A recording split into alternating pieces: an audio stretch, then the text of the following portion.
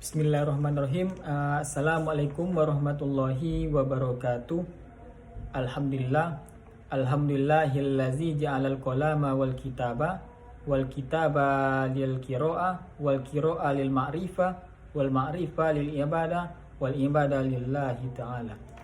Pertama-tama marilah kita panjatkan puja beserta puji syukur kita atas kehadirat nikmat yang telah diberikan oleh Allah Subhanahu wa taala, yang mana alhamdulillah pada kesempatan yang berbahagia ini Allah mesti melimpahkan rahmatnya serta karunia-Nya kepada kita semua, sehingga kita bisa melaksanakan aktivitas seperti biasanya. Alhamdulillah. Baiklah, di sini saya akan mencoba menjawab soal UTS Akidah Akhlak 2 semester 3, yaitu kelas Akidah Akhlak 3A PAI. Yang mana pertanyaannya yaitu, yang pertama, mengapa pentingnya pembelajaran akidah akhlak di lembaga pendidikan dan tingkat dasar sampai perguruan tinggi? Karena pembelajaran akidah akhlak itu bertujuan diharapkan agar memberikan pengetahuan dan bimbingan kepada siswa agar mau untuk mengamalkan ajaran Islam tentang akhlak. Karena kebanyakan siswa atau anak-anak pada zaman sekarang ini jauh dengan konsep yang namanya akidah dan akhlak. Jadi pembelajaran akidah akhlak itu pendidikan yang mengenalkan kita kepada Allah Subhanahu wa taala, sehingga merasakan kedekatan dengan Allah, seakan tindakan kita itu merasa diawasi oleh Allah Subhanahu wa taala, sehingga kita takut untuk melaksanakan yang namanya dosa karena kita seakan-akan telah diawasi oleh Allah Subhanahu wa taala. Maka akidah dan akhlak ini tidak dapat dipisahkan. Oleh sebab itu, semakin kuat ikatan kita kepada Allah Subhanahu wa taala, maka disebut dengan akidah. Yang mana setelah lahirnya akidah ini, maka dengan kuatnya akidah kita kepada Allah Subhanahu wa taala, maka akan lahirnya yang namanya dengan akhlak. Jadi dengan akidah serta dengan diajarkannya akhlak, maka akhlaknya seseorang itu akan muncul. Baik, soal yang kedua yaitu, apa perbedaan akhlak dengan moral dan etika dalam konsep Islam? Berikan contoh dalam kehidupan sehari-hari. Sebelumnya bahwa akhlak, moral, etika itu memiliki objek yang sama, yaitu sama-sama membahas tentang perbuatan manusia. Jadi akhlak, moral, etika itu memiliki kesamaan sifat, yaitu sama-sama membahas tentang sifatnya manusia. Jadi apa perbedaan antara akhlak, moral dan etika ini? Baiklah, yang pertama yaitu akhlak. Apa itu akhlak? Akhlak adalah sifat yang tertanam dalam jiwa yang menimbulkan macam-macam perbuatan hingga mudah tanpa memerlukan pemikiran dan pertimbangan. Jadi apa yang baik menurut Al-Quran itu namanya adalah akhlak. Apa yang baik menurut hadis itu namanya adalah akhlak. Apa contoh dari akhlak tersebut? Contohnya, kita selalu bersyukur dengan apa-apa nikmat yang telah diberikan oleh Allah Subhanahu wa taala, walaupun nikmat tersebut buruk bagi kita, bahwa oleh kerana itu kita harus selalu bersyukur dengan telah apa-apa nikmat telah diberikan oleh Allah Subhanahu wa taala. Sebagaimana Allah Subhanahu wa taala berfirman dalam surah Al-Baqarah, Bismillahirrahmanirrahim, la in syakartum la azidannakum wa la in kafartum inna azabi lasyadid. Yang artinya, jikalau kalian bersyukur, kata Allah Subhanahu wa taala, maka akan kutambah. Dan jikalau kalian kufur, maka rasakanlah oleh kalian azabku yang pedih. Itu kata Allah Subhanahu wa taala. Jadi itu selanjutnya itu yang kita bahas di sini ialah moral. Apa itu moral? Moral adalah suatu istilah yang digunakan untuk menentukan batas-batas dari sifat perbuatan yang secara layak dapat dikatakan bahwa benar atau salahnya, atau baik dengan yang buruknya. Jadi apa contoh dari moral ini? Contoh dari moral ini adalah ketika kita sedang dibantu oleh orang lain, maka kita mengucapkan terima kasih kepada orang yang telah membantu kita tersebut, karena ini adalah salah satu contoh sifat moral di dalam kehidupan kita sehari-hari. Selanjutnya iaitu etika. Apa itu etika? Etika adalah dasar untuk menentukan apa sesuatu yang baik atau yang buruk. Maka menurut etika itu adalah yang namanya akal, iaitu logika. Apa yang baik menurut akal, maka itu baik secara etis. Apa yang baik menurut akal, maka belum tentu itu baik menurut akidah. Apa contohnya? Contohnya, misalkan nyanyi di Eropah. Ketika cuaca dingin di Eropah, tentu orang-orang di Eropah itu mengonsumsi yang namanya minuman keras. Apa tujuan orang Eropah itu mengonsumsi minuman keras? Yaitu untuk menghangatkan tubuh mereka dari cuaca dingin yang ada di Eropah. Maka mungkin itu hukumnya bagi orang Eropah itu mungkin sah-sah saja. Tapi jika kita lihat dari menurut syariat, itu hukumnya adalah haram. Karena kenapa demikian hukumnya haram?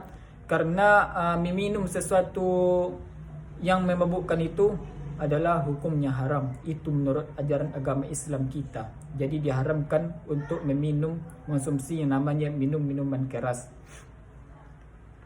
Baiklah, yang ketiga itu soalnya bagaimana kita bisa yakin bahawa Allah itu ada, padahal Allah itu tidak bisa dilihat oleh mata manusia. Jadi bagaimana kita bisa meyakinkan pertanyaan tersebut? Yaitu dengan apa yang terlintas di hatimu, maka itu adalah bukan Allah Subhanahu wa taala. Maka cukuplah kita meyakinkan bahawa Allah itu ada dengan melihat tanda-tanda kebesaran Allah Subhanahu wa taala. Sebagaimana Allah berfirman, "Inna fi khalqis samawati wal ard wahtilafil laila wan nahar." Itu kata Allah Subhanahu wa taala. Penciptaan langit, penciptaan bumi, penciptaan siang dan malam, itu semua adalah ayat-ayat tanda kebesaran bahawa Allah itu wujud dan bahwasanya Allah itu ada. Di dalam kitab tauhid, itu yang namanya kitab Kifayatul Awam, bahawa Allah memiliki sifat wajib yang itu wujud. Bahawa sifat wajib wujud itu adalah yang artinya ada. Bahawa dalilnya Allah itu wujud itu ada adalah segala sesuatu itu pasti ada yang menciptakannya. Bisa kita lihat dari bumi, alam semesta ini. Pasti bumi dan alam semesta ini ada yang menciptakannya. Siapa yang menciptakan alam semesta ini? Bahawa tidak lain tidak bukan adalah Allah Subhanahu wa taala. Jadi itulah cara kita meyakinkan bahawa Allah itu ada. Itu pertanyaan yang keempat, yaitu bagaimana cara kita menyikapi terhadap takdir yang Allah berikan manakala takdir itu tidak sesuai dengan yang kita harapkan. Jadi itu caranya itu dengan kita selalu berbaik sangka kepada Allah Subhanahu wa taala. Gimana cara kita berbaik sangka kepada Allah Subhanahu wa taala? Yaitu dengan cara kita mengucapkan untuk diri kita sendiri, yaitu la'allahum khair. Jadi kita ucapkan la'allahum khair, yang artinya mudah-mudahan di dalam ketentuan ini ada kebaikan. Kata kebaikan inilah kita ucapkan berkali-kali, yaitu la'allahum khair, la'allahum khair, agar kita selalu yakin bahawa Allah itu tidak akan pernah menzalimi hamba-hambanya. Kalau ada satu ketentuan Allah yang tidak sesuai dengan apa-apa yang kita harapkan, maka katakan saja kepada diri kita itu la'allahum khair. Mudah-mudahan ada kebaikan di sini. Kita sudah berbaik sangka kepada Allah Subhanahu wa taala, karena sesungguhnya bahawa Allah itu lebih maha tahu daripada kita. Karena kita sebagai hambanya tidak tahu bahwasanya di dalam sebuah takdir yang telah ditentukan oleh Allah Subhanahu wa taala kepada kita, bahawa sesungguhnya itu adalah kebaikan di dalamnya, karena Allah memiliki sifat Al-Alim yang maha mengetahui. Demikianlah cara kita untuk meyakinkan dan menyikapi terhadap takdir yang telah Allah berikan, manakala takdir itu tidak sesuai dengan apa yang kita harapkan. Dan yaitu selanjutnya itu dengan cara kita selalu mensyukuri apa-apa yang telah diberikan oleh Allah Subhanahu wa taala kepada kita. Niscaya kalau kita bersyukur dengan takdir yang Allah berikan kepada kita, maka Allah akan menambahnya. Demikian kata Allah Subhanahu wa taala. Baik, iaitu pertanyaan yang kelima, iaitu yang terakhir. Apakah kita boleh mempercayai dukun dan peramal? Jelaskan alasan anda.